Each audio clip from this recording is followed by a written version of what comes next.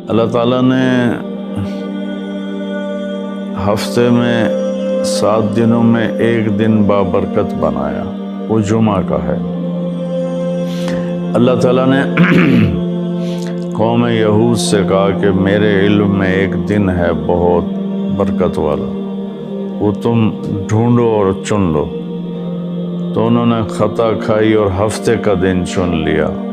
ہفتے کو یہودی عبادت کرتے ہیں، کام نہیں کرتے۔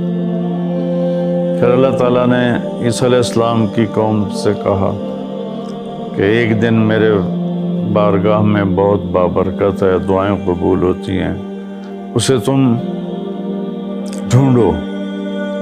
ان پہ چھوڑا تو انہوں نے اتوار چن لیا۔ لیکن جب ہماری باری آئی تو اللہ نے ہمیں نہیں کہا کہ ڈھونڈو۔ اللہ نے اپنے محبوب کی محبت میں جناب رسول اللہ صلی اللہ تعالیٰ علیہ وسلم کی طفیل اللہ تعالیٰ نے ہمیں خود بتا دیا کہ وہ جمعہ کی رات ہے اور جمعہ کا دن ہے۔ یہ سب سے بہترین دن ہے جمعہ کا، اور پورے سال کے لحاظ سے جمعہ کی رات سب سے بہترین رات ہے۔ خصوصی طور پر پھر شب قدر سب سے اعلیٰ ہو جاتی ہے، لیلۃ القدر سب سے اعلیٰ ہو جاتی ہے۔ تو وہ 21، 23، 25، 27، 29 کی راتوں میں کوئی ایک رات ہوتی ہے۔ تو وہ اللہ تعالیٰ نے بہت ہی بابرکت بنائی، اللہ ہمیں نصیب فرمائے۔ تو جمعہ کا دن اللہ تعالیٰ نے پسند فرمایا، اس میں ایک گھڑی دعا کی قبولیت کی ہے، وہ چھپی ہوئی ہے۔ اس گھڑی میں جس خوش نصیب کو ہاتھ اٹھانے کی دولت مل جائے وہ دعا فوراً قبول ہوتی ہے، وہ سیدھی عرشوں پر جاتی ہے۔ علماء نے اس میں تحقیق کی، ہر ایک نے اپنے اپنے خیال کے مطابق۔ بعضوں کے نزدیک جب امام خطبے کے لیے ممبر پہ آتا ہے تو وہ دعا کی قبولیت کا وقت ہے۔ بعضوں کے نزدیک جب دو خطبوں کے درمیان بیٹھتا ہے تو وہ وقت دعا کی قبولیت کا ہے۔ اور بعضوں کے نزدیک عصر سے مغرب کے درمیان کوئی بھی گھڑی اللہ کی بارگاہ میں دعا کی قبولیت کی ہوتی ہے۔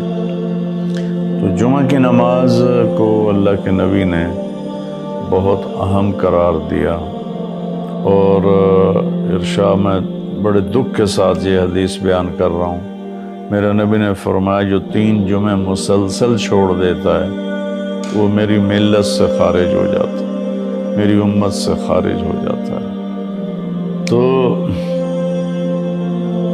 میں اپیل کروں گا ان بہن بھائیوں سے جو نماز میں سستی کرتے ہیں، کم از کم جمعہ ضرور پڑھ لیا کریں۔ عورتوں پہ جمعہ فرض نہیں ہے، مردوں پہ فرض ہے۔ تو میں کہا کرتا ہوں جو دوست ملتے ہیں جی نماز نہیں پڑھی جاتی، تو میں ان سے کہتا ہوں ایک نماز 5 میں سے طے کر لو اور ایک جمعہ طے کر دو، 2 نمازیں شروع کر دو۔ جس نے بھی اس پہ عمل کیا وہ 5 وقت کا نمازی بن گیا۔ تو جمعہ کی نماز کے بعد جمعہ سے جمعہ تک کے جتنے گناہ ہوتے ہیں وہ اللہ تعالیٰ معاف فرما دیتے ہیں، اور جو جتنی جلدی جا کے بیٹھتا ہے امام کا خطبہ سننے کے لیے اس کو اتنا زیادہ اجر ملتا ہے۔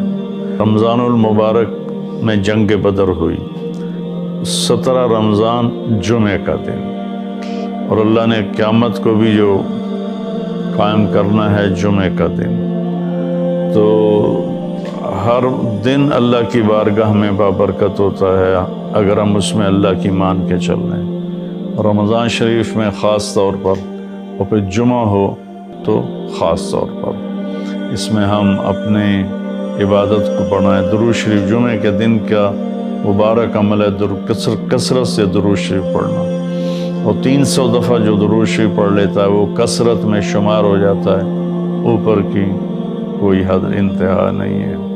تو میرے بہن بھائیوں، میرے عزیزوں، اللہ تعالیٰ نے ہمیں ہر نماز کی بڑی اہمیت بتائی ہے، ہر نماز کی، لیکن خاص طور پر جمعے کی بڑی فضیلت ہے، اور جمعہ بھی رمضان المبارک کا ہو تو اور زیادہ وہ باعث برکت ہے، قابل رحمت ہے۔ تو روزے کا بھی اہتمام ہو اور ساری نمازوں کا اہتمام فرمائیں، کوئی باجماعت پڑھنے کی کوشش کریں، کوئی جماعت سے رہ جائے تو پھر اس کو چھوڑیں نہیں، اسے ضرور پڑھ لیں کہ نماز کی اللہ تعالیٰ نے جتنی تاکید قرآن میں کی ہے اور کسی کی اتنی تاکید نہیں کی۔